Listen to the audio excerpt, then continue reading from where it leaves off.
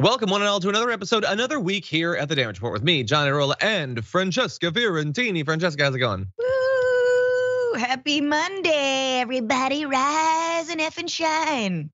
Yeah, I'm mostly risen, mostly shining. How was Sunday, though? We'll get on to the Monday stuff, but how was the Bitchuation Room? Sunday sucked. No, I'm just kidding, because I was working on the show the whole time. But it was a very good show. We talked about crypto.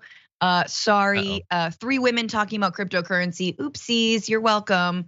Molly White, who tracks all the sort of like debacles in Web3, which is NFT crypto. She broke it down for us. It was great and really interesting. So yes, get and listen to the Bitchuation Room wherever you do the things for your eyes and ears. That's one way to put it.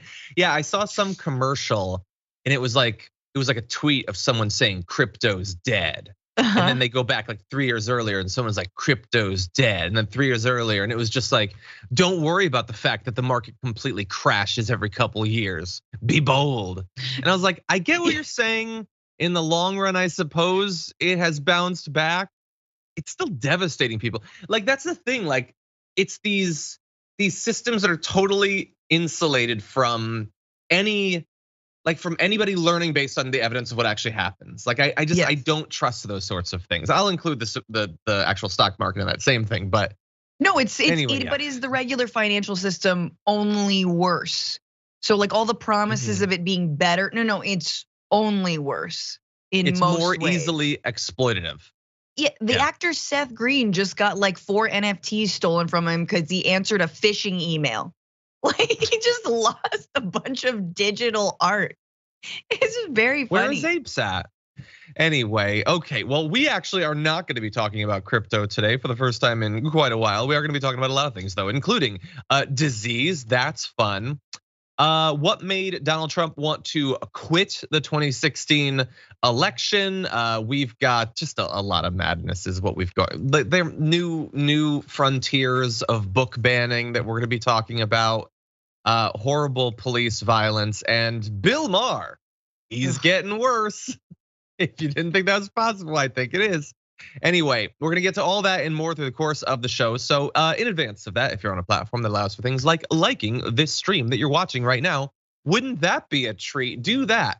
And you can share it and all that so that people get the notifications. And along the way, if you want to send us comments, tweets, super chats, or anything like that, that would be great. But with all that said, Francesca, you ready to do this thing? Yes.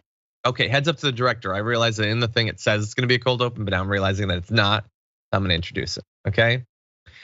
A lot of crazy stuff happening over the weekend, a lot to be scared about, and we're gonna profile it in today's Monday Menace.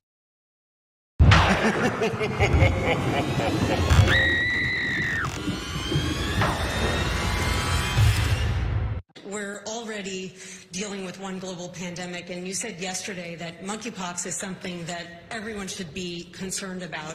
There are a few confirmed cases in the US, and some countries are imposing 21-day quarantines for people who are infected or even in some cases just exposed. Should Americans expect something similar? Okay, we're gonna get to what Biden has to say about the monkeypox, but I understand a lot of people are worried about it. We're not even out of this pandemic, and now you're seeing these terrifying photos of people in a number of different countries getting monkeypox, and then you see that New York City has their first case of monkeypox, and that brings to mind, the beginning of the COVID pandemic. New York City obviously got really hit hard, so New York City has a case. Massachusetts had the nation's first case of monkeypox back on Wednesday. And we can go to this little international map. You're gonna see different countries around the world that have it. You can see there Spain, Portugal, the UK. I mean, these are just a couple of dozen cases outside of Africa. There's 92 outside of Africa, but that is scaring people that it's spreading to countries like Australia, Canada, Belgium, Italy, London, Northern Ireland, Portugal, and Spain. Now that does not mean though that this is COVID once again, or that you need to be terrified. But just in case, we are gonna dive into what it actually is, the different ways that it can manifest and all that. Francesca, before we get into the specifics, how terrified are you right now? I know it's sexually transmitted, and I'd like to say, I'm on the prowl, I'm dating around, I'm swiping right, all that stuff. I'm living my, whatever, early 20s. I'm not, and I'm monogamous, sorry. So I feel safe. I feel safer about that. But I also kind of have to admit that like I'm old by saying that I feel safe. Okay, that's good. Well, we are glad that you are safe and old and monkeypox free. But it has been spreading. It's been spreading inside of Africa for a few years now. Mainly just in there. Actually, it reemerged in Nigeria in 2017. There had been 40 years with no reported cases. Imagine that going literally 40 years, and then at the end of that 40 years, we decide to backtrack as a society. How could we ever let that happen? But it is happening with monkeypox here. Now, it can be transmitted by droplets and by close contact with infected skin lesions or contaminated materials. Usually incubates in people for 6 to 13 days before symptoms appear.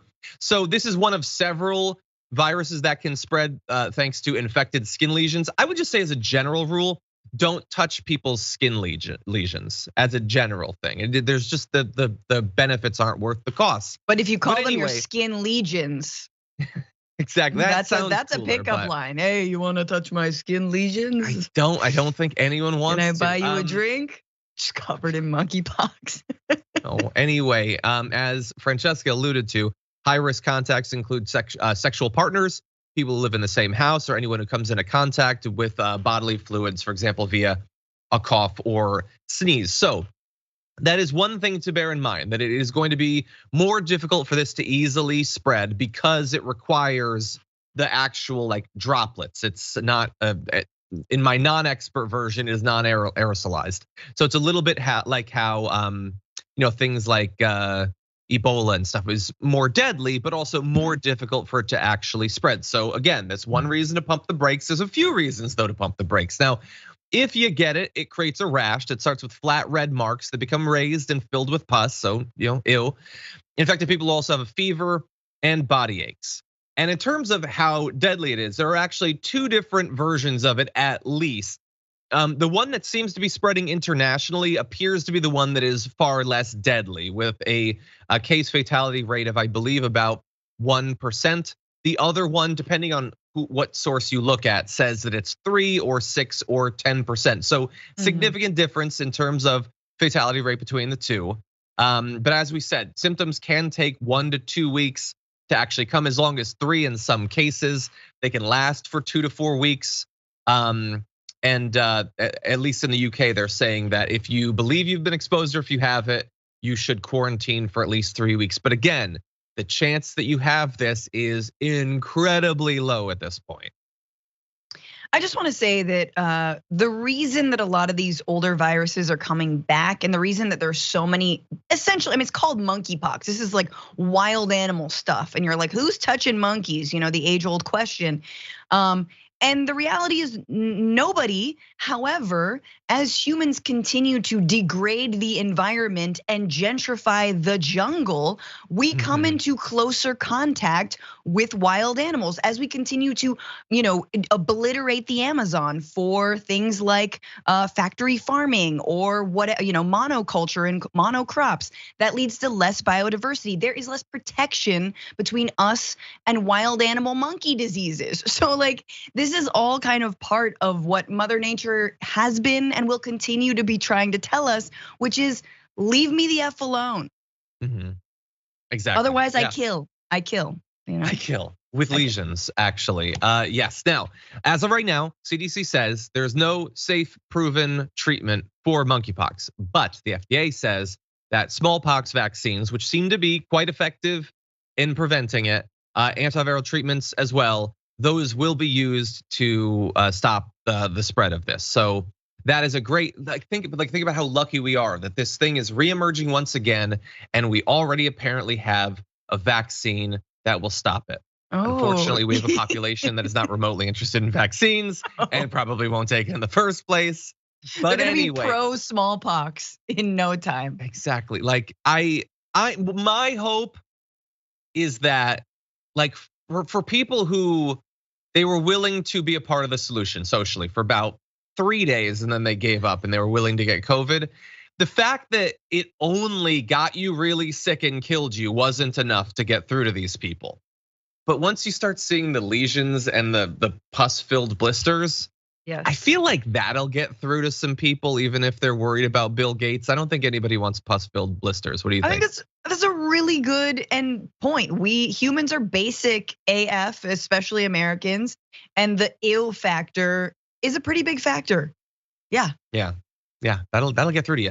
Now, Biden has been trying to reassure people that you don't necessarily have to freak out about this, saying, I just don't think it rises to the level of the kind of concern that existed with COVID-19, and the smallpox vaccine works for it. He said he believes the US has a sufficient supply of smallpox vaccine to, quote, deal with the likelihood of the problem.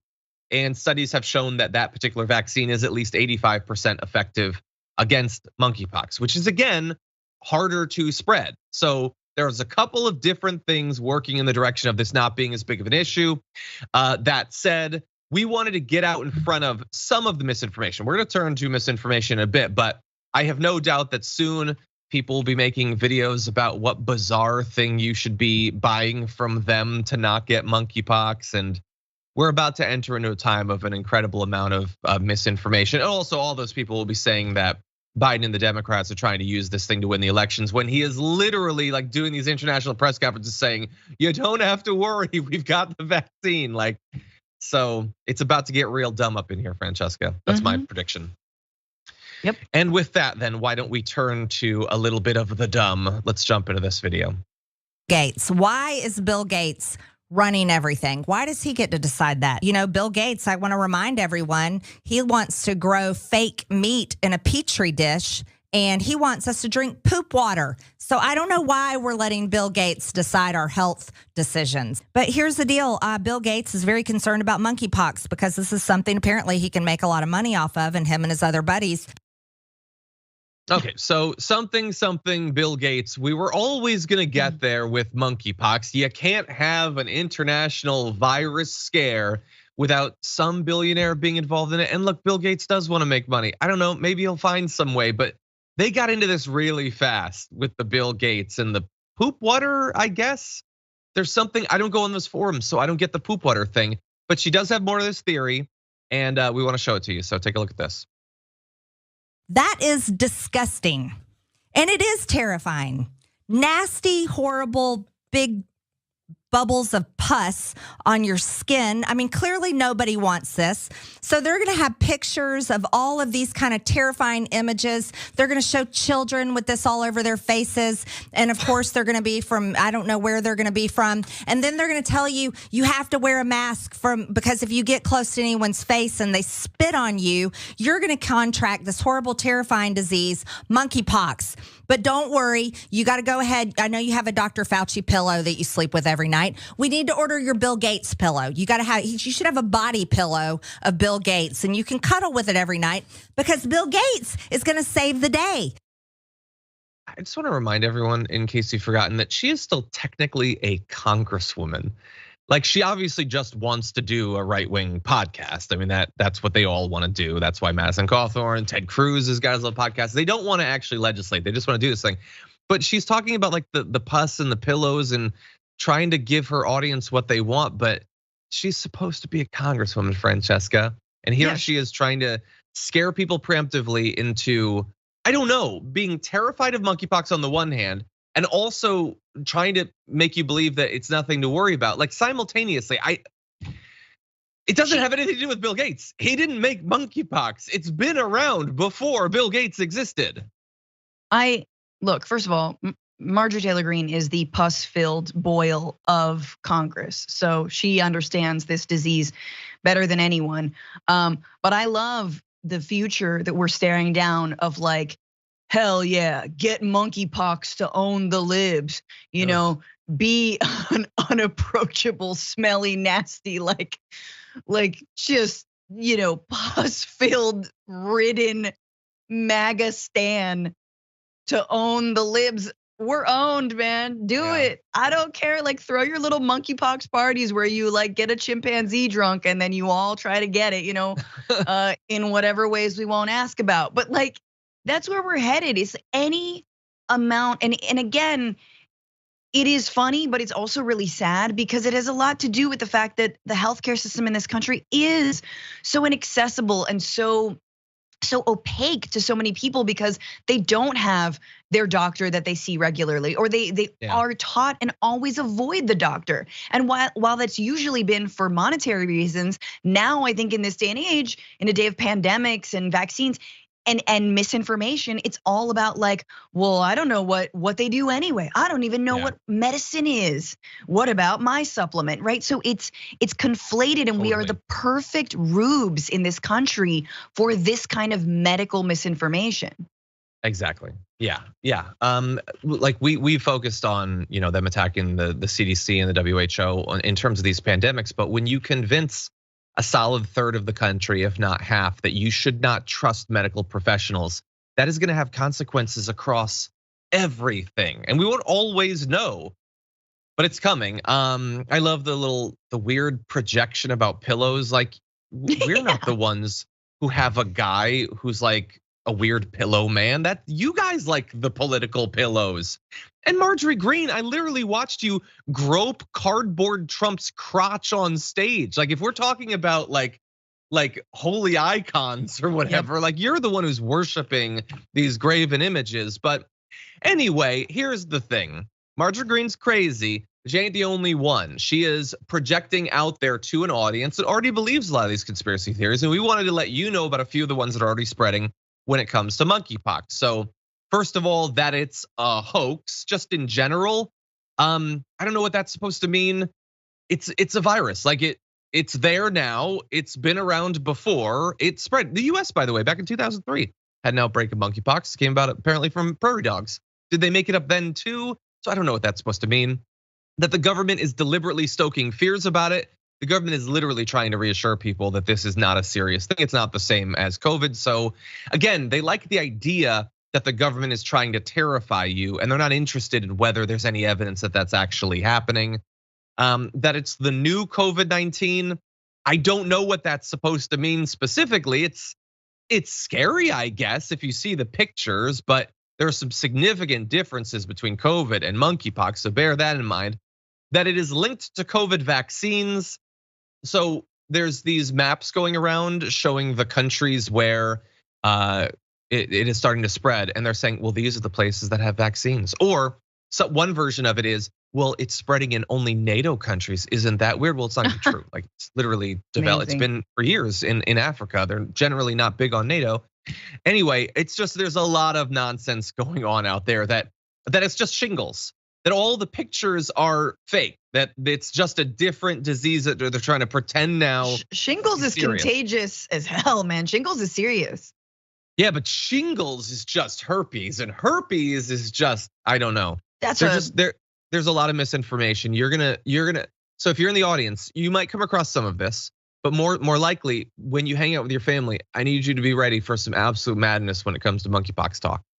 Yeah, and I think the last thing I'm gonna say is that if we had a more robust public health system in this country and more funding, that we would not be relying on any kind of billionaire money. And there is no link at this point between Gates and monkeypox. But again, he is invested in this. Absolutely, he's been behind some of the COVID-19 vaccines, and he is interested and invested in like global health, et cetera, and like innovation on that level. But again, this is why we need to tax people like Bill Gates, so we can actually do some of that development ourselves, as government funded projects, which in part was how we even got a ramp up of the COVID-19 vaccine in the first place. That their dear darling Donald Trump absolutely helped. So thank you. Exactly. Thanks, DJ. Yeah, we want to like they think that I guess that Bill Gates is a lefty and we want to raise his taxes. I want him to have a wealth tax like way bigger than even the ones that have been proposed. Like it just doesn't make any sense. Anyway, a lot of this doesn't. We didn't want to show you any more of that video than we actually had to of Marjorie Greene, but in it she says that the person in New York who appears to have gotten, or maybe she was talking about Massachusetts, appears to have gotten it from Canada, which apparently is true. And then she uses that as like an opportunity to make a really like shallow, like anti-Trudeau comment. But like, okay, so your point is that Trudeau's really bad, really ineffective. That's how monkeypox has been able to spread. So the government has a responsibility to stop these sorts of things, and they're doing a bad job. And then she immediately transfers over to, and they're gonna try to have you wear masks. So again, it's the government's responsibility. They've failed. That's why viruses are here, but you shouldn't do literally anything to stop it from spreading. Right. And me pointing this out is pointless because of course this has been their approach to the pandemic for nearly 2 years, and somehow it makes sense to their base. That Biden has allowed COVID to spread, that's bad. Thus Biden is bad, but you shouldn't let Biden do anything to stop it from spreading. And they believe those things simultaneously. They maintain amidst all of this suffering and death, those two directly contradictory positions. Yep. Anyway, also by the way, if we could jump ahead of the last graphic here, this is not gonna surprise anyone in terms of the conspiracy theories and all that online. But people are like in their reporting on this in the social media activity are implying that this is only a virus that affects gay people or something. So you shouldn't worry about it. That's not That's not true. Like first of all, even if it was, it would be serious, so we should take it seriously, but it isn't true. That's another one of the bits of misinformation that's floating around. So it is our Monday Minutes because people are worried. You should not be as scared as you are of COVID, which is still killing more than 300 people a day reported in the US. So bear that in mind. Those are the facts as we have them right now. As things develop, we will talk more about it. And by the way, I was making a joke about shingles actually being these other things. That was not serious. I'm not saying those things are real. Let's be clear about that. Anyway, with that said, we're gonna take a little break. When we come back, we're gonna be talking about something completely different, but we will see you in just a few.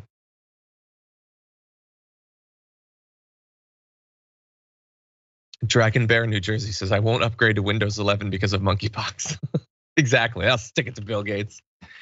Anyway, thank you everyone for being here. Want to let you know ahead of time that this is gonna be an exciting week on the network with Rashad Ritchie being in studio. In fact, he might well be out there right now. He's going to be doing Indisputable at the desk that you can't see, that's right over there in a little bit. He's gonna be joining us tomorrow night for election coverage, which you definitely shouldn't miss. Tuesday, May 24th, 8 p.m. Eastern time, 5 p.m. Pacific time. Cenk, myself, and Dr. Rashad Ritchie are gonna be breaking down the primaries in Alabama, Arkansas, Georgia, and Texas, which means we're finally gonna find out what happens with Jessica Cisneros versus Henry Cuellar.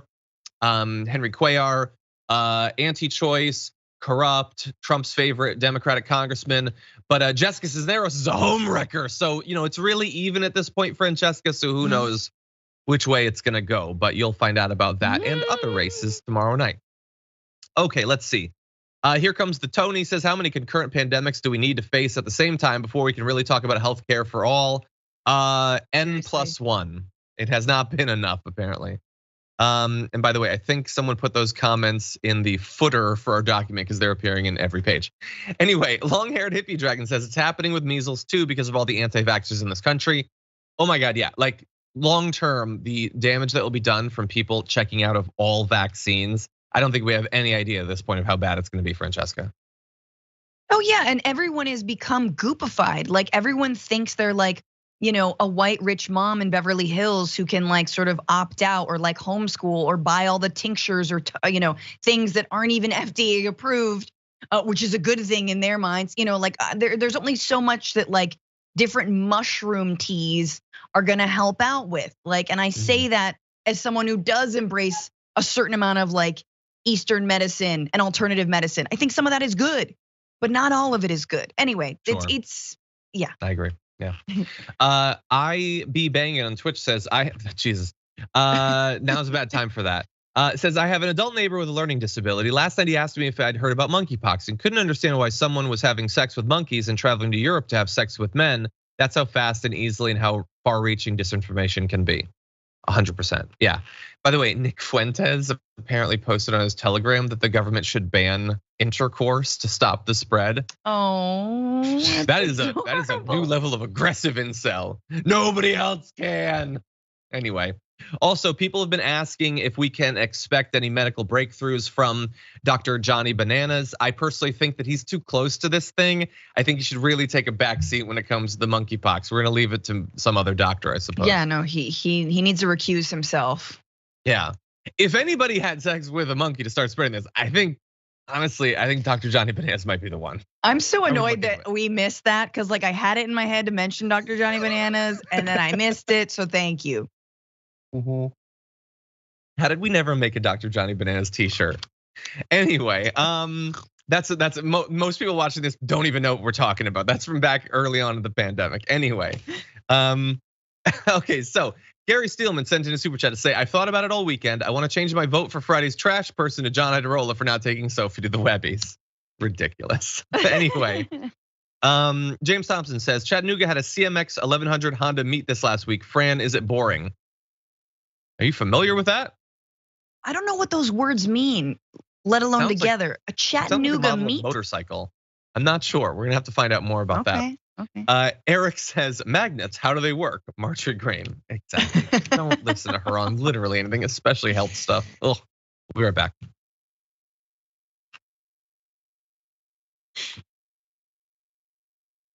Okay, let's get weird. Starting with this. Do you believe in punishment for abortion? Yes or no, as a principle? The answer is that there has to be some form of punishment. For the woman? Yeah, there has to be some form. 10 cents, 10 years. I don't know. That I don't know.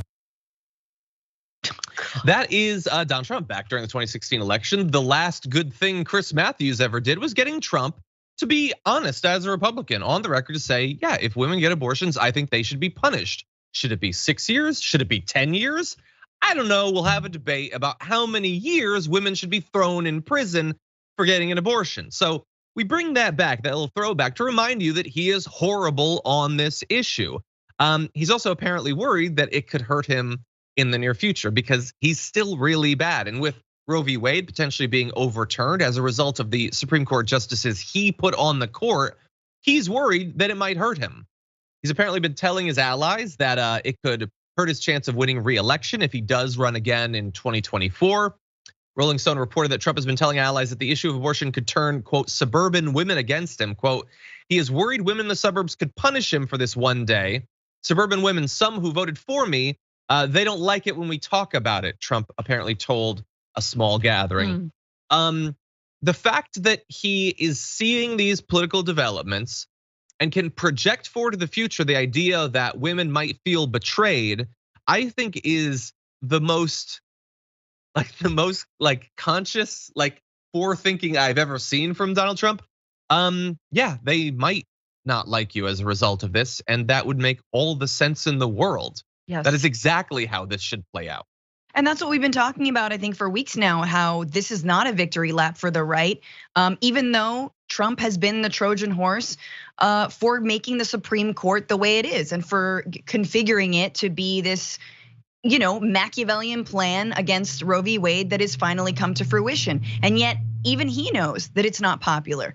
And it's crazy to hear him say that because, very little trickles through that sort of thick breakfast buffet brain that he has, right? Like, imagine this one little droplet of wisdom. Suburban women don't like it when I say there should be punishment if you terminate a pregnancy. Hey, 6 out of 10 people who have an abortion are already parents, you dumb pieces of S. Careful. So, right, I am. Yes, for sausage of the breakfast variety. Absolutely. So I think that's interesting. I also my heart breaks a little bit looking back on Chris Matthews, not because I miss him, but because it reminds me of the ways that Trump was allowed to and actually egged on in a lot of his very outlandish statements. You think there should be punishment for women who have an abortion? How much? 10 years? Why are you throwing that out? In what world? That is weird. John, if you had the opportunity to interview Donald Trump and you asked him that question, wouldn't you stop at yet however many women every single year have abortions, you still think they should be punished? What would that mean legally? Versus oh, hey, 30 years, 10 years, you tell me. That's how we got into this whole wall mess. Yeah, I see what you're saying. I mean, the fact that he asked it Trump did say, I don't know. I mean, that provides a little bit of information about how extreme he wants the punishment to be. I agree that giving ideas to the proto-fascist wannabe dictator might not be the best idea ever, but yeah. And look, I wanna catch up on a little bit because I wanna get into, I have some thoughts about consistency on the right on this issue that I think we really need to grapple with. But first, Trump so far, following the leak on May 3rd that Roe v. Wade might be going away, he hasn't really talked about it. He hasn't talked about it on Truth Social. He only once sort of alluded to it during a rally. Apparently, this is an intentional thing that he's not talking about it. He's not, again, reminder, he's not talking about the justices he chose to destroy Roe v. Wade, being about to destroy Roe v. Wade. You would think you would be excited, thrilled that the thing you said you wanted to happen is now happening, but he's not. By the way, back in 1999, he declared, I'm very pro-choice. Now, in practice, the fact that he is a massive flip-flopper or hypocrite on this, the fact that he's lying about being religiously pro-life or whatever is sort of irrelevant. If he puts people on the court, they're gonna kill it. It doesn't matter at the end of the day. It should bother the right more, but they're getting what they want. And I wanna read this. Ted Cruz, in response to this coming out, when he said the thing with Chris Matthews, because all the other Republicans that run against him, they had to comment on it. So his chairman said on CNN that Cruz, quote, shares the views of the pro-life movement, which for years has focused on punishing those who perform the abortions, not the women who get them. Okay, so Trump is wrong. We shouldn't be punishing them. We should be throwing the doctors in prison or whatever. So at the risk, Francesca, of giving the proto-fascist wannabe dictator ideas, that's BS. Like so much of this is. If you think that it's murder, why wouldn't you punish the woman? If you believe that they're committing a murder, like the woman went there, right? She set it up. It's at the very least being accomplice to murder, right? Yeah. Like the reason I point this out is not because I want there to be punishments. I don't. I want you to have 100% rights. If you can get pregnant, you should have those rights. But like they're not saying what they really believe because they know how unpopular it is. Saying, yes, we should execute people who have abortions is insane. And that's why they're not saying it. Not because it's an intellectually consistent position for them to think that these people are involved with murders, but we don't think they should suffer any consequences whatsoever. Like, and the reason that this matters is they're getting what they want now. We can gamble that that's all they want and it'll go no further. That's a fun way to run a country. Or one can worry that, well, no, they're gonna outlaw it in half the states now. And then in a couple of years, they're gonna outlaw it federally. And then eventually they're gonna start jacking up the punishments because the insane right wingers that they're trying to fire up to vote based on this stuff, what are they just gonna like, oh, I guess we don't have that issue anymore. No, they're gonna have to keep moving it another pace. Yes. And so they say it's murder. Maybe we should take them at their word on that they really believe that. No, and it is, it is a perfect foil for them to target women and to blame them for, let's say, miscarriages. Because once you get into this territory of criminalizing anyone who terminates a pregnancy, there is not a clear way to determine whether someone had a miscarriage or was having an abortion, tried to have an abortion, right? And so, and I see the headlines, right? Woman tries to kill own baby. Oh, she was doing this. She was doing that. She went across the border to Mexico. It's endless and it will go down this slippery slope. So I think you're right. They're not trying to boast about it now, which by the way, if you criminalize a doctor or you criminalize an Uber driver, you criminalize anyone who assists in an abortion, that effectively does doom the person who is seeking a termination to death as well, because it cuts them off from access, and can put them in harm's way and will and has. But then on top of that, of course they're gonna go after women because that's actually who they want to go after. They're so much easier to demonize women for being, I don't know, human. Yeah.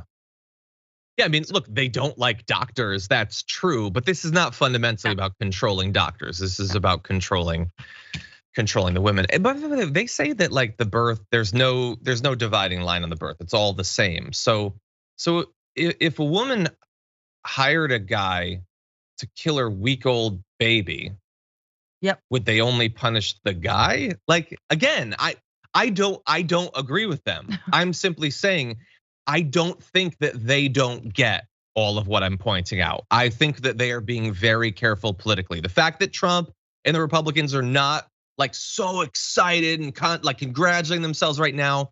It is not about, oh, they're having second thoughts. It is just a political thing. That is all it is. Now, really fast, we're gonna move on to this second part. Sophie, I see you beginning to act about that. So let's jump into this.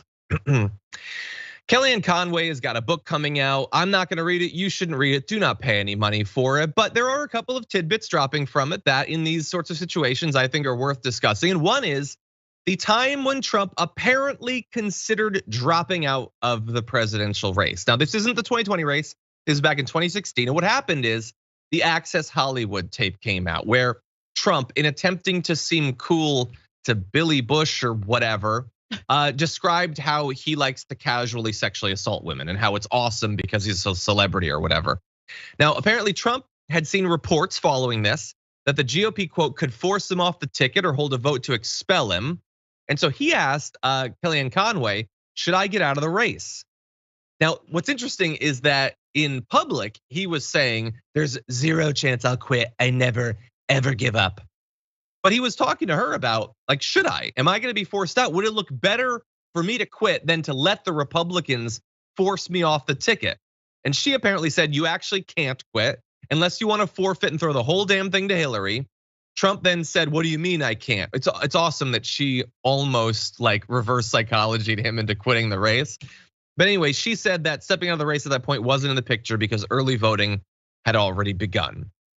And so what's interesting too is that she wants to come out of this book coming out looking very reasonable about this. So I want to describe the difference in what she was saying publicly and privately about that tape. She describes a scene in which she says she reassured him he'd win, while also ripping into him over the vulgar comments that he made on the tape.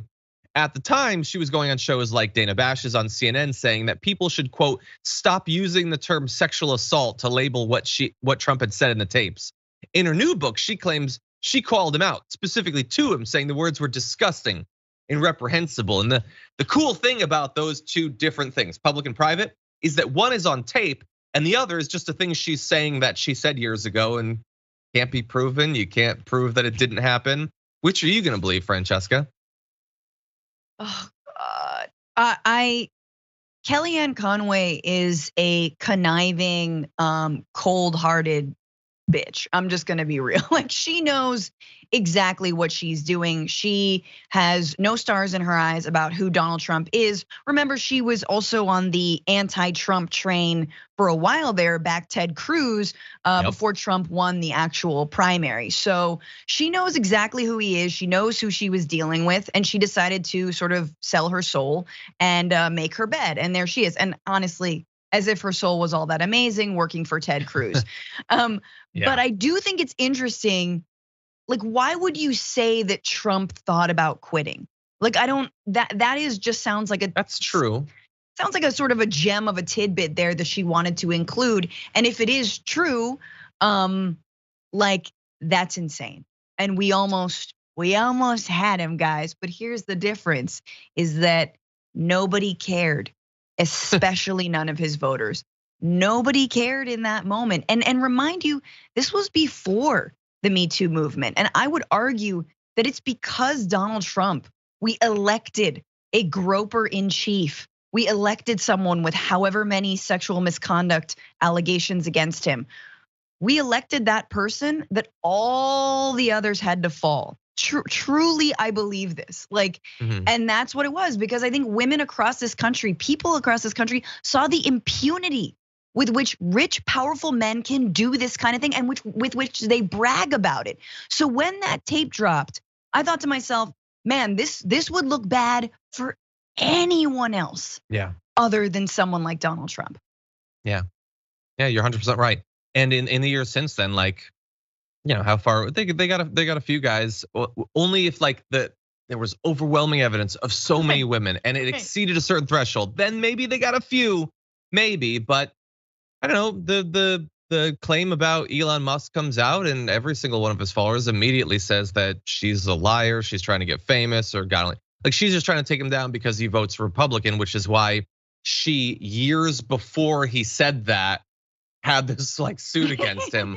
But no, it's just you don't trust anymore. And like, what are like we go years after that movement, and now what's going on TV right now? Like a multi-week like orgy around a burning at the stake of Amber Heard going on right now. Like the backlash has been absolutely insane. And not only that, like Fox News, we covered this on the Bitchuation Room. Fox News is out in front defending Elon and straight up saying, like, look, if this were a few years ago, I might have believed her. But now the Me Too movement is so passé. Oh my gosh, sexual assault doesn't happen anymore. And you're like, but it was a few years ago. Exactly. The incident happened in 2016. He paid for her silence. Exactly. Anyway, one of the reasons I wanted to briefly mention this, so Kellyanne Conway, of course, just wants to sell books or whatever, and so she has to come up with something that she was there for. She's gonna have a harder time selling the books because unlike someone like a Stephanie Grisham, she isn't willing to turn on the movement. So like, she definitely saw stuff that is really bad for him. She could reveal those things and she might sell some books, but she still wants to be a part of the movement, so she can't do that. So this is what she's got, but it reminded me, like I had to go back mentally to that time. This now is 6 years ago when that tape dropped. I still remember when it did. And then like 2 hours later, the WikiLeaks drop started. Totally not a coincidence. But anyway, just the fact that didn't end it. I mean, we know that in the wake of that, he did a million things, any one of which should have ended his presidency or whatever. But that really should have ended it. And it is absurd that the race was. He got less votes, admittedly, but the race was so much closer than it should have been. And there's a lot that's happened in the past decade that would lead us to be very ashamed of our country. But this was one of the moments where it's not that the thing that happened was the worst. America's done far worse things, but this was the easiest for us to come out against, and we didn't. We couldn't agree even on this, that it was wrong for a guy to brag on tape about assaulting people. We crossed the Rubicon at that moment. And I think about Republican women who are very much, again, like Trump admitted, aren't excited about Roe v. Wade being overturned. And I think about them, and I think about like how much in that moment they were asked to shut up and cower. And they were asked to keep their mouths shut. They were asked to vote anyway. They were asked to never to chalk it up to boys talk or whatever Melania chalked it up to. And just how much crap that is to swallow. That like even if you like, it boggles my mind. It does. We've learned a lot over the past few years, not societally, just us. Anyway, with that said, we're gonna take our last break. When we come back, lots more to talk about. Don't go anywhere. We'll be back in a few. Okay, everybody. Oh, wow. Assuming that this document has been updated, I've got exciting news for you. So you all know that after our program, Every Day is Indisputable. That will be coming up soon. And also he will be in studio, very exciting. Apparently his co-host is gonna be JR Jackson. How exciting is that? Coming up after our program today. Okay, that said, Peril the Polar Bear Dragon has been a tier 2 member for 11 months over on YouTube and says, love you, Fran and John, 10 months and 55 years old on the same day. Well, happy birthday. Happy birthday. Laurel P has been a tier 2 member for 8 months, says, have a bunch of medical tests coming up. Can the Dragon Squad give me some good vibes? I'm going to send some good vibes. I hope that they go well. I hope that it turns out exactly as you want. Nothing bad pops up. Especially monkeypox. I hope no monkeypox will be found. Anyway, let's see. I Am Sock says pro-life and pro-locking up mothers, totally consistent. Yeah. Has that word ever been less accurate than life and pro-life? I don't know which, maybe the pro part is the more false part. I don't know. Anyway, Six Dragon Sharon says, apparently queer is a word you can't say on YouTube super chats. Apparently it's blocking. Is that true? Thanks, YouTube. Anyway, Mike Pence's birthday is June 7th. Queer AF Day. Is that actually some sort of special day on June 7th that lines up with Mike Pence's birthday? Is that true? Okay, I mean, we're gonna have to look at that. Pride shifts, different parades and different things shift, but June is Pride. Yeah, it is. Yeah, I wonder about the 7th in particular. I gotta look that up. Celebrate how you can and make it loud and proud. Exactly, particularly if you're in Florida. I hope that we see the biggest parades ever, honestly. Anyway, Smile and Be Dragon says, if there are laws about uterus use, there absolutely must be laws about penis use. Can't punish one without punishing the other, full stop, period. Don't even say the word period. You're gonna drive them insane. Right. Anyway, let's see. Bet Noir says, what they really want is a ban on abortions for white women. Brown women, not so much. I mean, look, in practice, that's not how that's gonna work out. Yeah, no. Neo Neal says, we are covering Amber Heard, Johnny Depp a whole lot more than Ginny Thomas trying to overthrow democracy with her Supreme Court husband. Yes. I don't know if you're speaking socially. I mean, I did mention it, that's true, but we've also done multiple segments on Ginny Thomas. And I don't believe we've done one video about the Amber Heard thing. It just makes me sadly disgusted every time I see it. What? I'm just kidding. I'm like, justice for, I don't know, fill in the blank. This is a celebrity story between two insanely toxic people. I know. And look, oh my I like God. the Pirates movies too, but everyone needs to relax. Like, can two people be toxic? Is that a thing that can, do we just have to choose one? And can it not mean everything that people are trying to ascribe to this case? Well, this means Me Too is done. Oh, this means that, like, just stop. It just means what it means. It just is what it is. Yeah. And by the way, it can happen. It's very weird that it's covered like live every day for weeks. Does that feel like it's in the best interest of society? No, but like give us something. Do you know what I'm saying? Like give us like. Does this like, have to be it? It's a new giant season of Love, Death, and Robots. Can we just broadcast that live every day? That's no On loop. Good. Well, I haven't seen the new season, but the past seasons were good. Anyway, with that said, let's see. Jody Motionless says it's a happy birthday here with John, Francesca, and the Dragon Squad. I could use some good luck wishes for my surgery on Wednesday. I'm having a grapefruit-sized ovarian cyst removed. Get this demon out of me. Love you guys. Jeez. Well, I'm gonna take back some of the good vibes I sent to that other person. I'm gonna send them to you. I'm gonna split up the good vibes because you both could use them. Anyway, with that said, we're gonna get back to the news. Don't go anywhere.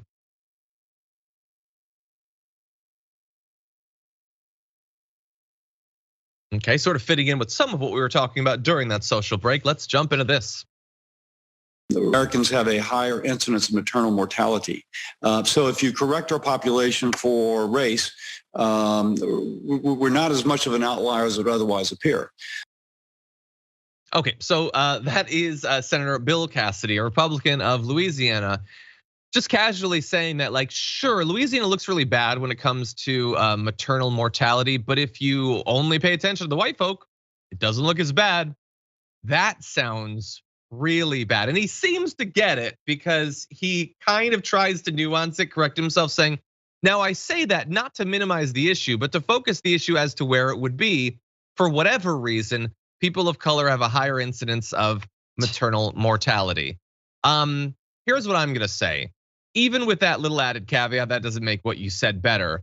And in particular, for whatever reason, would you like to look into that? Would you like to talk to, I don't know, those women or doctors or activists or academics? Like, if you've identified that one community has a far higher rate of the moms dying, that's not just like a, I don't know, and then move on. Maybe that should be something that would like spur you to action. I mean, you are, after all, I'm not gonna swear, a United States senator.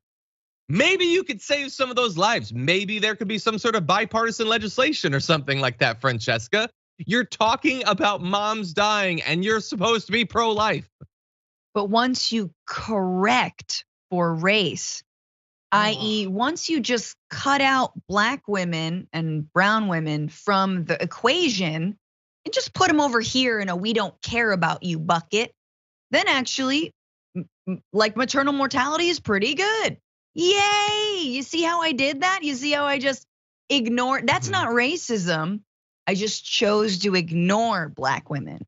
It's insanely crass. And of course, it reminds me of the Mitch McConnell sort of mask-off phrase of like, well, black people have the same voting rates as ordinary, regular, normal Americans. Oh. It's so clear who they care about living and who they care about dying. And the real thing with this that strikes me is that in Samuel Alito's insanely just like contempt-filled decision that was leaked, he actually talks about maternal mortality among black and brown Americans, women, as like a reason why we should overturn Roe v. Wade, because he says, oh, so many women of those communities get abortion, so actually it's eugenics. And you're like, you don't care. We know you don't care because look at your other allies over here, like Bill Cassidy. You don't 100%. care about their lives. No, definitely not. But we do. Let's give you the numbers so that you can know about it. So each year, apparently averaged out in the US, 17 mothers die for every 100,000 pregnancies in the country, with rates higher among black women than other racial groups, is according to the CDC. So, good luck getting the right to care about that, either because of who it's affecting or the fact that the data comes from the CDC. It's dead on arrival in both cases. You can see the United States compared to other countries on this chart of maternal mortality. Mexico, get it together, geez. But anyway, there's a couple other countries there. The US comes right after Mexico, Chile, Hungary, and Turkey. New Zealand not doing that well, actually, surprisingly. Republic of Korea, you would expect to be a little bit higher. But anyway, some of those countries, Poland, Iceland, Greece, Finland, Sweden, show that you can have much better rates in terms of this metric. By the way, that's for the US. Specifically in Louisiana, 4 black mothers die for every white mother, and 2 black babies die for every 1 white baby. Louisiana's maternal mortality rate exceeds the national average It's 47th out of 48th, 5th highest infant mortality rate in the United States, Louisiana. So obviously massive problem there. Like, it seems like something that maybe you should care about. Maybe you should do something about it. Like, for whatever reason, like, shouldn't you have a spark of curiosity that would want to know how, like, 4 times the rate? That shouldn't just be a thing that Bill Cassidy should put a couple of weekends of research into. That's a thing that should shut down a news cycle. We should focus as a nation on it. And you can, by the way. This is yet another topic that John Oliver did a great segment on like a year or 5 years ago or whatever. He was way ahead of the curve talking about that. It's especially a problem amongst people of color. For women generally, though, it is just well documented. The doctors don't listen to them and don't believe them when they talk about things like pain, like the symptoms that they have. I've seen nothing in the past few years that indicates that that's getting any better. Maybe that's something that we should get around as a society to dealing with. Yeah. My back hurts right now. Where's my massage? All right. I'm pregnant. Let's do this. I'm gonna milk this. No, it is. Look, it's really striking to see the countries that beat us in maternal mortality, like Hungary. You know who just held their political convention in Budapest this last weekend? CPAC. All right. You got Donald Trump speaking next to Viktor Orban and Tucker Carlson. It's like, this is the country they want to be. Oh, we want more women to die in childbirth or because of childbirth related causes. How can you say you are pro-life? You don't care what that is so clear. Because if you compare these rates to also the health of the baby, my guess is that there's a correlation there, meaning the more maternal mortality, the more the baby is actually not also doing all that great. That means that this is not about the mother's life. This is not about the baby's life. This is not about life. This is about strapping half the population with a burden that they do not want, with a choice that they don't get to make. It is about cornering them. It is about taking away their rights, and it is about dooming them. I know it's sad to say this and it's difficult to say this, but that one of the leading causes of poverty is actually having children, because a lot of people are unable to decide when and how they continue or stop or start a family, right? And they don't have the money to do that in a lot of cases. Again, 6 out of 10 women who have abortions already have kids. Agreed. Okay, we're gonna jump into one last quick topic with what remains of this hour. Okay. Let's jump into this.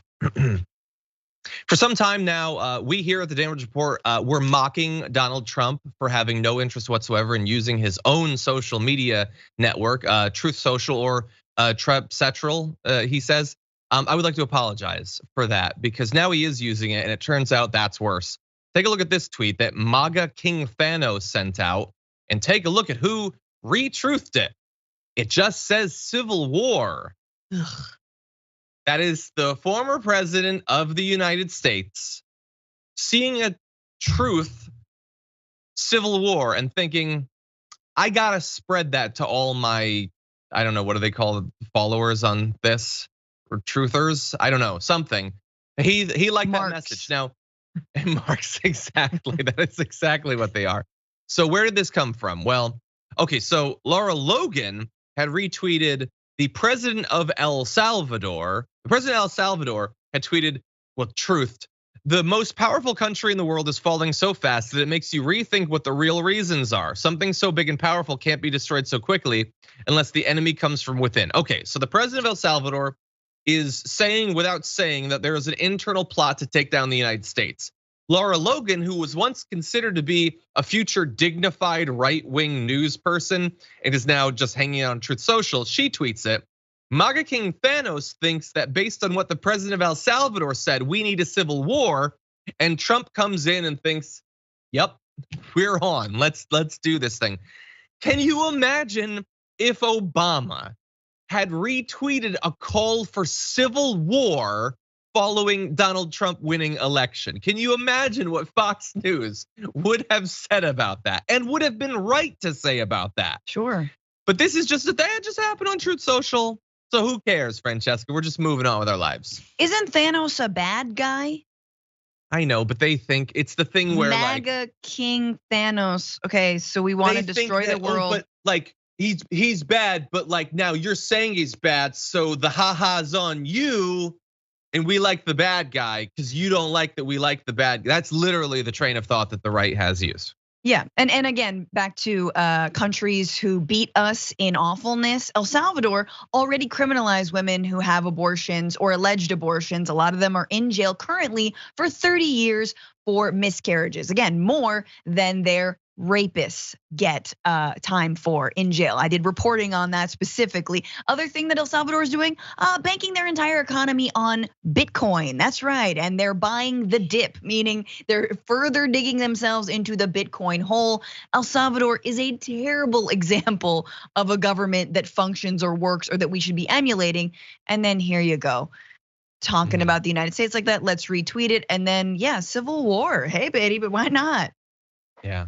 By the way, if you like at this point are still like actively following and hoping for Trump to get back to become president, that is like literally buying the dip right there. Like he is dipped and you're dipping with him, man.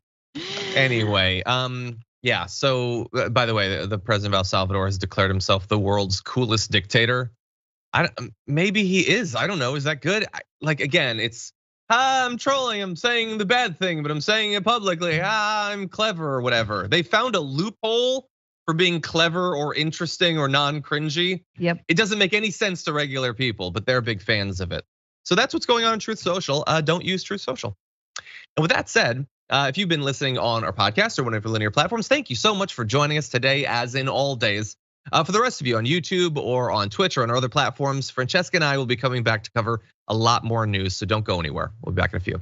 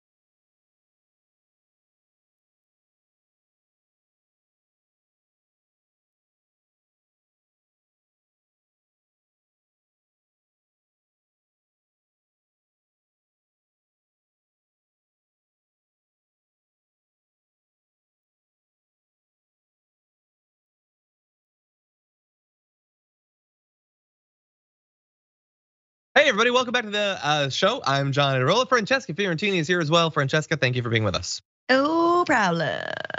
Francesca is going to be joining me after the show for something fun that we do every Monday, which is our top 10 list, which goes out to our tier 2 and tier 3 members on YouTube. I was inspired by something I saw on Reddit. So for this week, we're going to be doing our top 10 movies that we think deserved a sequel but never got one. And some of mine I feel very passionate about. So that'll be going out to our members later on today. And at that point, hopefully Francesca will have a list. Wow, you don't know. I don't already have one. How many do you already have down? 4. Do you? Okay. Yeah. Okay, consider me either wrong or consider you a liar. Okay. With that said, we're gonna read a couple of your comments before we jump back into things. Iroquois Pliskin said in a super chat, the pro-life movement is not about forcing religion on others. It is about imposing white supremacy. They don't care about black babies. They want more white babies so they won't be replaced. Why not both? Why not both about white supremacy and Christian supremacy? I mean, there's definitely overlap there. Anyway, let's see. Eileen, the God No Dragon. Oh, that's awesome. I forgot about that. We gotta get Nita back. Says, am I living in the 1950s? Increasingly so. Let's see. River and Raven says he's also a doctor. Is Bill Cassidy a doctor? Jesus. See, Victoria and that's like such a perfect example of the racism in the medical profession. Like that right there. That's how a doctor thinks about, yeah. Yes. Victoria says, articles about Serena Williams having problems after childbirth because her history of blood clots was neglected. Yes, Serena Williams. You don't think she couldn't afford a good doctor? No, she probably went to the best hospital, had the best OBGYN. We need robot doctors. No, they'll be racist too. I don't trust anything. Anyway, there was something I wanted to let you know and now I'm blanking on it. So with that, tomorrow, election coverage, definitely be there. We could get another great progressive into the House, hopefully follow along with us. And that said, oh God, we're gonna be talking about some serious stuff through the course of this next 25 minutes. So everyone, prepare yourself for difficult video, okay? You're prepared? With that, let's go into this.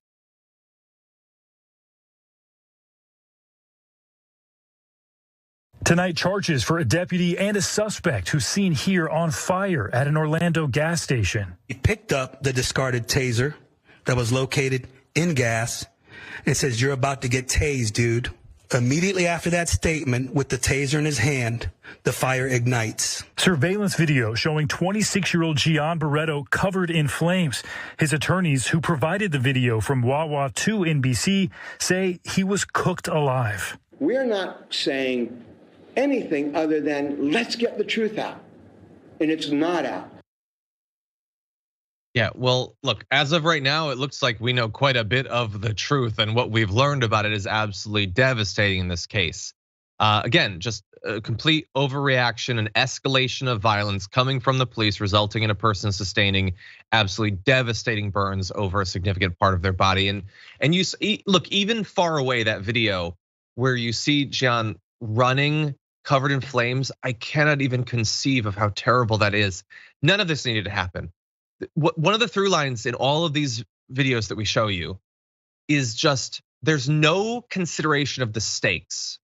The police do not care how little it matters that they immediately knock someone out, that they immediately end the situation, and they are willing to risk everything with almost nothing on the line for them. A lot ends up being on the line for the people who get injured or killed so casually, so frequently.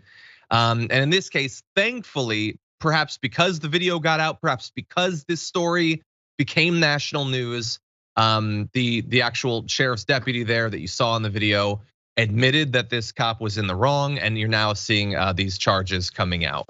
Misdemeanor charges of culpable negligence, by the way. We'll see if that's where it ends. Francesca, what do you think? I mean, this just proves that the idea that we need more training is so absurd when we talk about real police reform. Like, what are those trainings that they're getting? What is the calculation that they're trying to make in those split seconds? What are they being told? Are they being told to take in any of their surrounding circumstances, right? They're always supposedly in danger. I'm sure, I was in danger. I was gonna lose my life. It's like, Were you though, or was this gentleman covered in gasoline and you should have been very cognizant of that before you use something like a taser on him? It's just insanity to me. And it just proves that like this job, there should be higher standards, right? There need to be higher standards for it. I think that the George Carlin documentary just came out and he had a bit about like, we should actually have standards of empathy and decency to be part of the police force. Yeah. Is that part of any of your training? You don't need more of it. I think you need different training. You need different standards. It's less cop specific training and more just general, like, can we check in on what sort of person you are? What you think about the world, what you think about the people around you, because there's some stuff more fundamental than cop training that we need to make sure that you've got right. Because if you have certain beliefs, certain ideas of how like constantly like threatened your life is, then does it really matter what we layer on top of that in terms of training? Now, I do think that the cop training matters, more so in that they seem to preemptively go out of their way to produce cops that will have situations like that. I think people who are naturally scared seem to be overrepresented to begin with, but then they are trained to be even more terrified constantly. And that I think is more than anything other than, perhaps the threat of white supremacy that goes through a lot of different police departments is the most singularly responsible for what we see. But yeah, they need to dial back some of the insane training that they give these cops. And then they also need to care about what sorts of people they're going out there and recruiting to be cops. Because as of right now, like I can't imagine a reasonable person wouldn't make it through all of this. Like if you're being surrounded by people that are being trained to be so violent, would you make it to the end? Like I feel like there's a self-selection thing here too. Well, yeah, sorry. The Carlin quote is they need 2 new requirements: intelligence and decency. We're talking about the decency, but also the intelligence. Like, I'm sorry, we've all seen and know of dumb cop stories. There's a reason why Chief Wiggums is like, or Wiggum or whatever his name is. There's a reason why there's a dumb cop stereotype, because a lot of them are dumb. Like, I'm sorry. And this is a situation where you're not only do you not care, so you're not being decent to this person, but you're so dumb you don't understand the consequences of using a taser at a gas station where there might be gasoline around. You could be killing someone, and in fact, it nearly did, or did this gentleman actually die, right? No, he survived. He's just got terrible burns. And yeah, not everyone, obviously, not all cops, but at a certain point when stories like this are coming out literally every single day all over the country, at a certain point, well, does it matter that it's not everyone? Like it's enough. Right. It's enough. And by the way, it's Wiggum. Put some respect on the name, Francesca. It's Wiggum. Sorry. Anyway. Okay, with that said, I'm gonna read a couple comments and we're gonna jump on something ridiculous. Carmen Maria is a member, tier 2 for 17 months, says, shingles is from chickenpox, John, just so you are aware. To be clear, I was joking. I was not mapping out what I believe. I was just saying their conspiracy theory is that it's actually herpes, or it's actually anyway, never mind. Anyway, it says, oh yeah, yay, 17 months, even though long time before that watcher, and let's go Jessica Cisneros tomorrow night. I agree, and thank you for your comment. But I was being sarcastic, I was joking about conspiracy theorists. Anyway, Dragon Trainer Ken sent in a super chat saying it's my 68th birthday and I'm a progressive. Well then, congratulations for both. I'm glad that you're here for both of those birthday. Reasons. Happy birthday. Okay, with that said, let's jump into this. Tucker Carlson has very frequently returned to the topic of Hunter Biden in recent years. He has an issue with Hunter Biden for all sorts of different things. Some of it founded in truth, some of it whatever conspiracy theory he'll bring up and then discard once it's proven false. He especially doesn't like, though, that Hunter Biden has gotten ahead in the world because of his family connections, saying at one point in October of 2021, when your dad is president, you get superpowers. That's because Hunter Biden apparently is gonna be an artist. He says maybe Hunter Biden will invent a new vaccine next. We'll be required to take. Who knows? You never know. The sky is the limit when your dad is in power. So the issue isn't just that because he has a powerful papa, he gets to do whatever he wants, but he has to tie it into vaccine skepticism too. Because remember, Tucker Carlson is trying to get his audience killed. But anyway, he identifies that when someone's dad is powerful, people take advantage of that. And he should know because that's what he did. I will remind you of a story back from 2014. He apparently communicated with Hunter Biden, I think through an intermediary, who was at that point the son of the vice president, because Tucker Carlson wanted something from him. He wanted to cash in on Hunter Biden's daddy. Apparently, Susie Carlson wrote, I realize you don't really know Buckley. This is to Hunter Biden. They're talking about their son, who of course would be named Buckley. Maybe you could meet or speak to him and he could send you a very brief resume with his interests and grades attached. You see, he wanted to go to Georgetown and they thought with the vice president getting involved, maybe they could get that. Tucker Carlson said that his son was a good squash player and an excellent fly fisherman. So, what else do you need? He says he loves Washington for all the right reasons, I think, and really wants to go to school there. Susie Carlson asked for a letter of recommendation saying, Tucker and I have the greatest respect and admiration for you, for Biden. To that point, when they wanted their kid to get into a school, to jump the line based on his fly fishing and his squash playing, they had a lot of respect for the Bidens and all that. And they were happy to cash in on the powerful papa there, Francesca. Elitism, it's such a small little circle, and how quickly they'll turn on one another if they can get a leg up. It's insane. The hypocrisy on the right, it's forever. This is like if we found out that John got a reference from Marjorie Taylor Greene for a job. Exactly, or like, right? I got funding to start a restaurant thanks to a word from Lauren Boebert or something. Exactly. Absolutely. Now no, look, really and it happens all the time. Let me just like, we all know that like Candace Owens, for example, once sued for racial discrimination of her high school. She sued her high school for racial discrimination and won. This is someone who goes around saying that systemic racism doesn't exist and it's all in black people's heads. Yeah, 100%. Now look, for many of you, this is the first time that you're hearing about this story. Others of you might be familiar with this. Well, I want to give you the little update. So Tucker Carlson apparently had gone this long without journalists actually trying to get him on record as to why he was so hypocritical about this, using the Biden family connections when it was beneficial for his family. But then when Hunter Biden wants to be an artist using the name Biden, that's suddenly like a topic of national concern. So the Washington Post spoke to Tucker Carlson in a 15-minute phone interview. And here's how Tucker Carlson weaseled out of identifying the fact that he's a massive hypocrite, saying, Hunter Biden was my neighbor. Our wives were friends. I knew him well. I talked to him many times about addiction, something I know a lot about. And I've said that. I think that Hunter Biden is an addict, and that's why his life is falling apart. And I feel bad for him. I've said that many times and I mean it. And none of what I just read in that quote has anything to do with the substance of what the question was actually about. Hunter Biden might have been his neighbor. That's not why you were asking him for the recommendation. You were doing it because his dad was vice president. That's it. It's indisputable. And now that I guess you either don't need or don't want the Bidens to help out your son, whose fly fishing wasn't enough to get him into Georgetown, now you will grift in the other direction, using the addiction that you're barely pretending to care about. It's fairly see-through in that quote.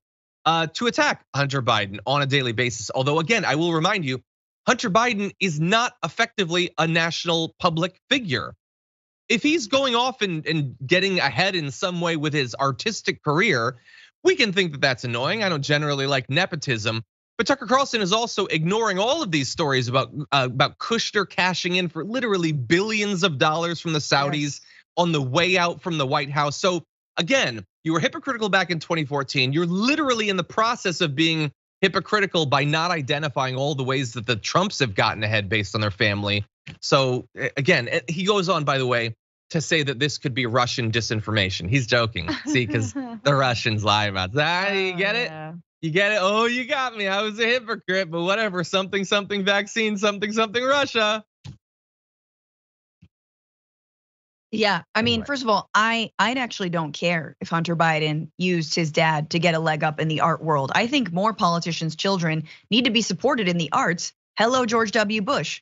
We've seen where that war criminal has ended up, painting puppies in his ranch in Texas and never facing any consequences. So I say we do more of that. I'd rather see that than see them trying to solve the Middle East crisis / again, get a ton of money from the Saudi royal family, as in Jared Kushner.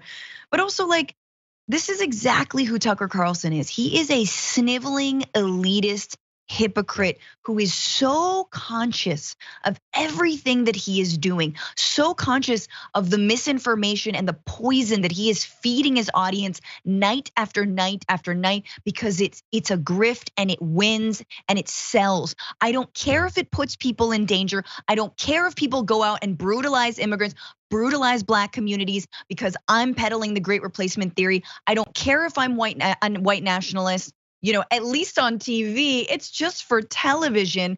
It doesn't matter. And here you have it. Not only that, he's saying, basically, he was my neighbor. I'm not denying I asked him for favors. And guess what? I'm a terrible neighbor.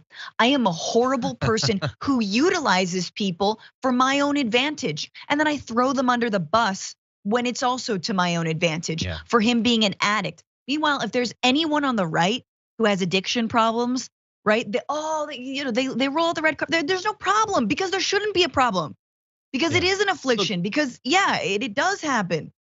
Yeah, and look, let's say that none of this Hunter Biden hypocrisy stuff was there. Let's say that Tucker Carlson didn't specifically go out of his way to try to make Hunter Biden a story literally every week. If you're a conservative and you're watching this and you like Tucker Carlson, you believe that he's a populist who's fighting against the elite, forget the hypocrisy. Do your kids get into elite colleges thanks to the connections you have to the vice president's son? And by the way, even if without the hypocrisy, Tucker Carlson railed against the Democrats constantly back then, but he used his connections to what you would label as the deep state to help his family get ahead, to go to an elite college. Again, I cannot believe that you can't see through this con, how shallow his populism actually is. Anyway, with that said, we're rapidly running out of time. So we got to jump into our last story. And I want to make sure that we get Francesca's thoughts on this. So let's jump into this video. Broken down over time, the LGBT population of America seems to be roughly doubling every generation. According to a recent Gallup poll, less than 1% of Americans born before 1946, that's Joe Biden's generation, identify that way. 2.6% of boomers do. 4.2% of Gen X, 10.5% of millennials, and 20.8% of Gen Z.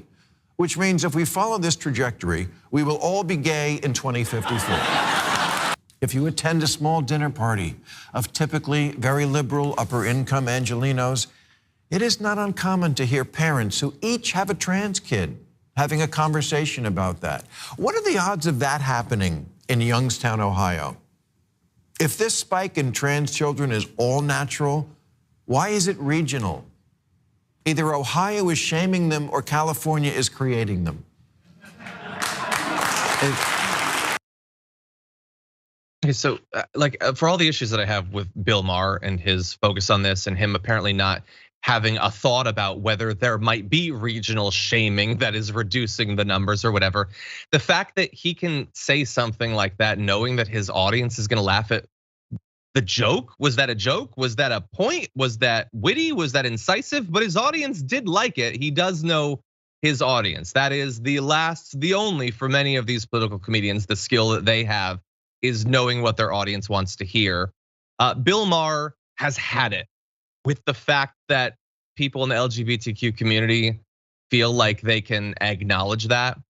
And even if he had, let's say that he had a point. Let's say that there was, for some young people, that they don't know exactly what they're gonna identify as when they're 40, but they briefly think that they're something.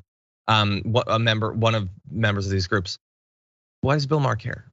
Why does Bill Maher, like so many right wingers, care so much about that? If some freshman high schooler calls herself a lesbian and isn't sure enough of that for Bill Maher's standards, why does he care about that? But he does care about that. He really does care, as so many right wingers do. Their life turns based on your self-identification, Francesca. Absolutely. I mean, again, stop telling on yourself. Like, what are you trying to say? Are you trying to say that you care about the sexuality of high schoolers and kids? Because that's weird. Or are you trying to say that you yourself are like angry that you don't live or you didn't grow up at a time when it was a little bit minimally more free to come out and be yourself and live your own truth. Is that what's going on here? Right? That you're mad that other people live in a more accepting society, but that's exactly right. That point about either Ohio is shaming them. Yeah, Ohio and many states are consistently shaming trans kids, gay kids for their being themselves. And so it's funny because he's in California, he's filming in LA, and a lot of his audience are tourists who are visiting LA, and they sort of get, barked in from the Santa Monica Pier and sent like free tickets. Straight up, this is how he fills his studio audience, begging them to come in. They're all like Midwesterners who are coming to California and being like, look at all the gays. Meanwhile, their kids are gay and they're trying to shame them. Like, it's just a weird, really bizarre concoction of comedy in the heaviest quotes possible. And it just, again, he's such a resentful boomer.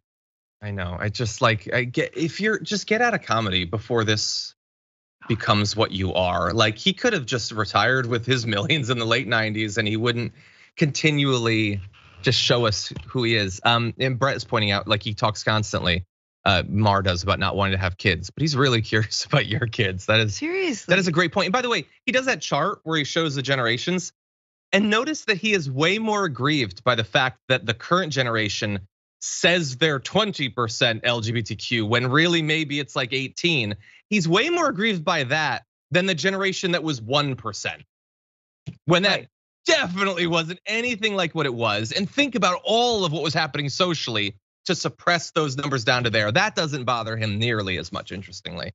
Anyway, we are unfortunately out of time, Francesca. I'm sure we could have talked about that for longer. Bill Maher is going to continue to be on the air and continue to suck, so I'm sure we can return to it at some point. For now, though, thank you for joining us today. Everyone, definitely check out the Bitchuation Room. Yes. Francesca, you're the best. Thank you so much. And we're gonna be doing our top 10 list in just a little bit. Movies that deserved sequels but never got them. That'll be going out to our YouTube members later on. For now, though, everyone, stick around. Indisputable is gonna be going live. Jared Jackson's gonna be joining Dr. Rashad Ritchie. They're gonna be in studio for the show, so you're definitely not gonna wanna miss it. For now, though, stay safe out there, stay sane out there, and I'll see you soon.